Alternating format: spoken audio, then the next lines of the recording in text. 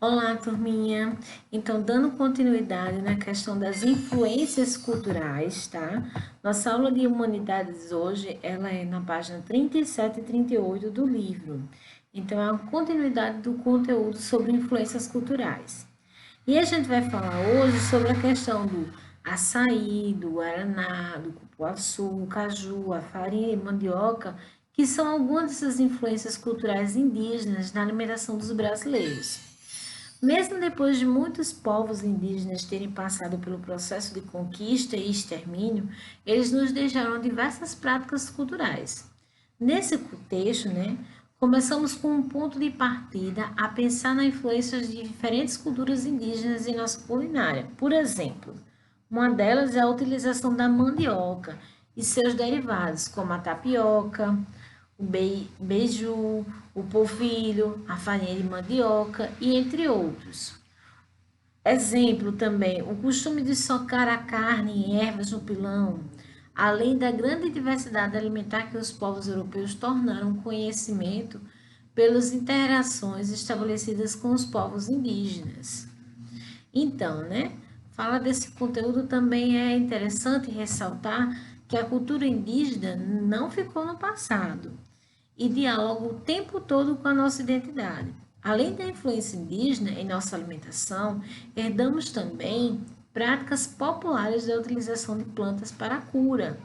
Eu acredito que vocês já devem ter ouvido falar, né? Os avós de vocês, ou algumas pessoas idosas, já devem ter orientado a vocês a tomar um chazinho em caso de dor, ou mesmo tomar um banho de alguma planta para aliviar algum sintoma de doença.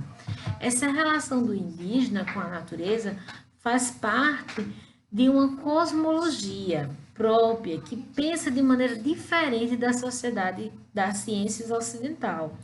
Na tradição ocidental, há uma separação entre o mundo sensível e o mundo das ideias, né?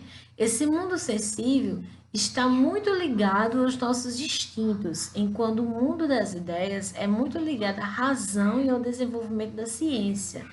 Lembra desse assunto que a gente trabalhou no primeiro capítulo desse livro, né? Que a gente fala sobre o mundo sensível e o mundo das ideias, que é o pensamento de Heráclitos e de Parmênides, tá?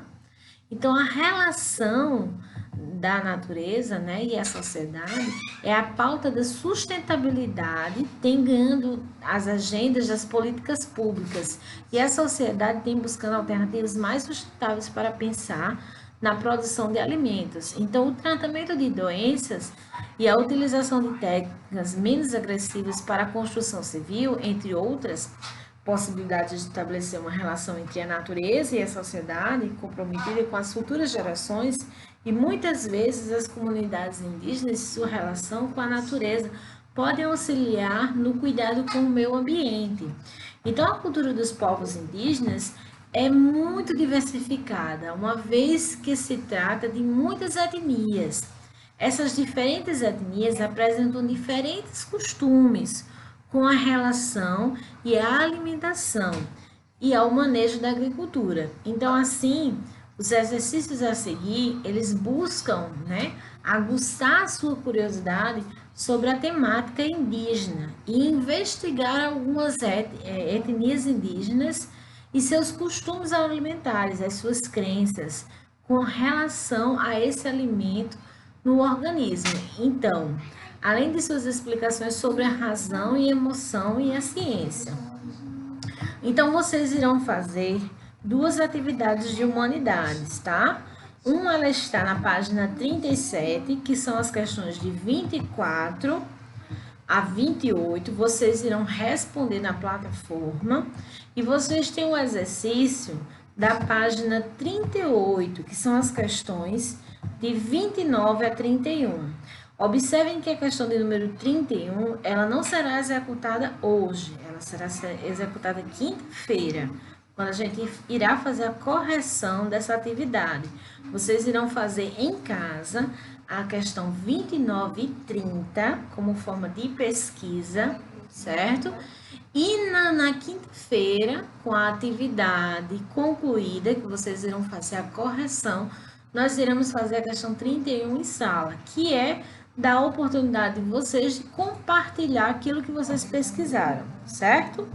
Então, tarefa de casa, questão 29 e 30. Tarefa de classe está na página 37, as questões 24 a 28, e vocês irão postar na plataforma Sineg Digital com as respostas lá. Não esqueça de copiar o quadro